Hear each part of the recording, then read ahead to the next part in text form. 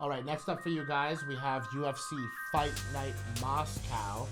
It's going to be headlined by Zabit Magomedsharipov, and he's going to be taking on Calvin Kattar.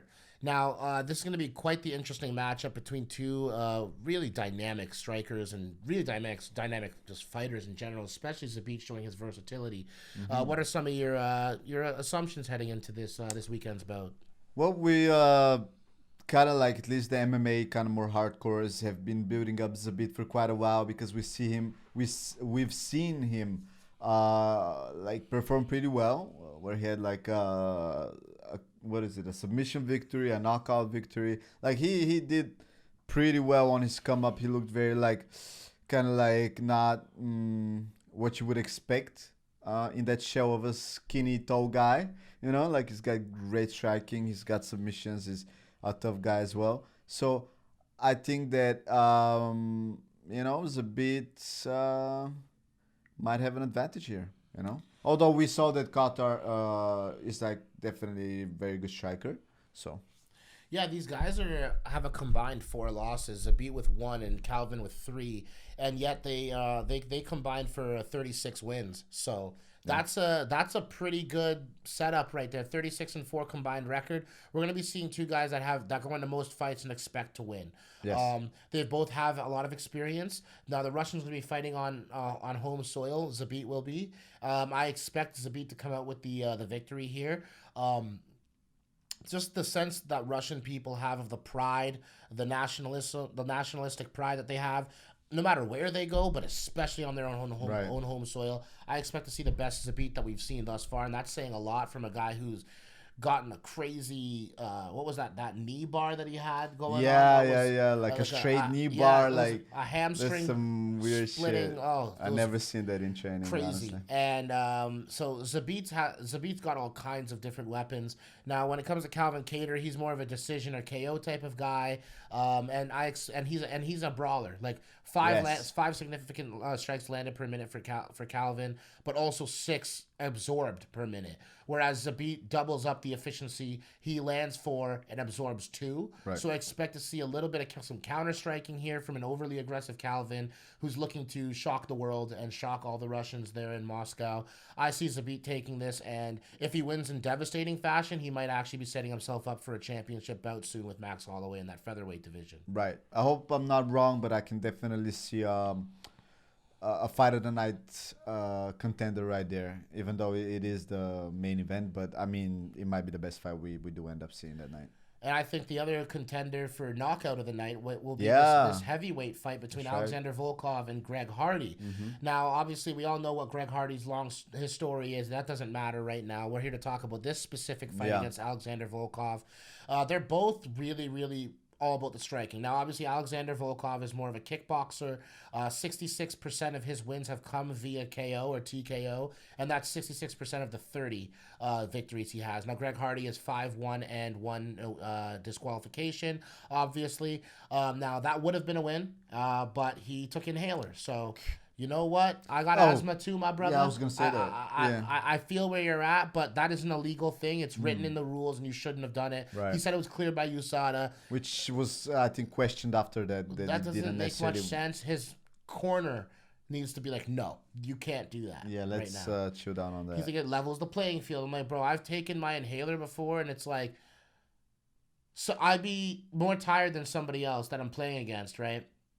But after I take it, all of a sudden I have more energy than they did. Because you get that oxygen in you. Well, it's not even just necessarily like what Greg Hardy was saying was like, I can now breathe just like you. No, but what it does is it reduces inflammation. Oh, Everybody has inflammation to a certain level when they're exuding themselves physically. That's true. Now, what asthma does is it makes your lungs inflame quicker.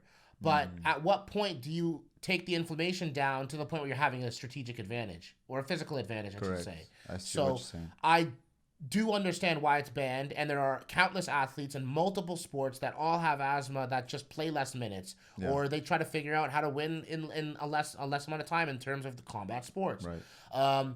Greg Hardy has no excuse for it, and I think he understands that, and I think he's going to come out of the gates firing, and this is going to be a first-round finish, whether it be him getting finished or Volka or Hardy knocking him out. It doesn't make a difference. Someone's going down in the first round, in my view. Yeah, and just really quickly piggyback on what you just said about the asthma thing, I think it would have been totally fun if he did it like before the fight, when like in the locker room where nobody's seen him like do it. Right. But like just the fact that he did it in between rounds was like the most, obnoxious thing that led Other up fighters to. said, "I have asthma. Can I do that? That's what I'm saying. Can I like what?" So yeah, it'll be interesting to see this fight. I think this is the first time that Greg Hardy's fighting somebody who's not necessarily a squash match. Yeah. I see a lot of veteran experience here with Volkov. It's a name that we all kind of know. He's always been looked at as one of the top kickboxers in the division. So we're going to be able to see a very dynamic striker who's technically sound against a brawler who's got crazy lights out power. Yeah, and I see Greg Hardy. My prediction would be that Greg Hardy is going to knock Volkov off. And the last one we're going to touch on here for UFC Moscow is Zelim Imadaev taking on Hot Chocolate Danny Roberts. He's actually comes from the UK, which is actually makes it even more funny because now I can just think of hot chocolate in an English accent. But hot chocolate, if it was Darren Till saying it. Hot chocolate. Can I get a hot chocolate? Oh my God. Anyway, away from our horrible Cockney accents and over to the fight. Zelim Imadaev actually is 8-1.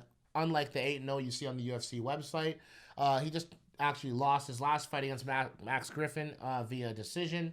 But if you go look at the rest of his fights, all of them are not in the UFC, of course, but they're all by KO or TKO. That's right. So this guy's a finisher out here. So I'm same with you, in the same boat with you, because I think that it was his first fight and he lost by a majority decision. But let's factor in that it was his first fight. It could have been a big part of the reason why he lost. Just the new kind of setup of bright lights and all that stuff.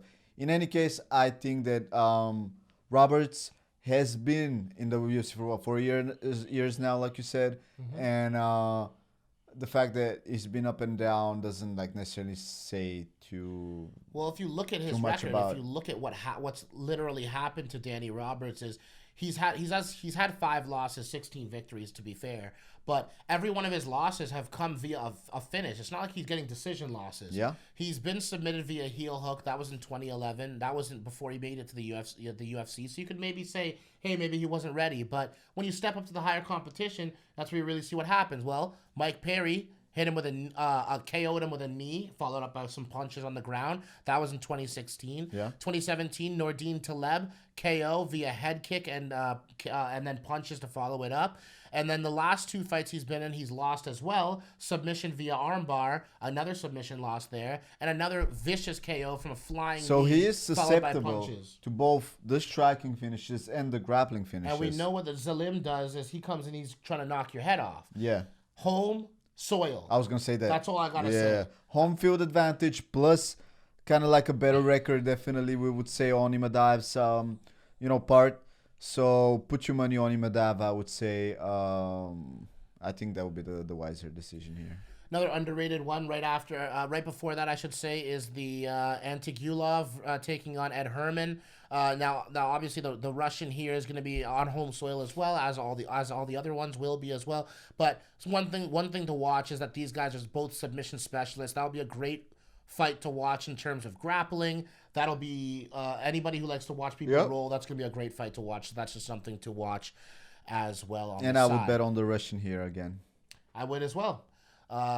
That's it for now. I guess we'll catch you guys on the next one, and hopefully you guys are excited for this Saturday card as we are for UFC Fight Night 163 in Moscow. That's right. All right. Peace for now.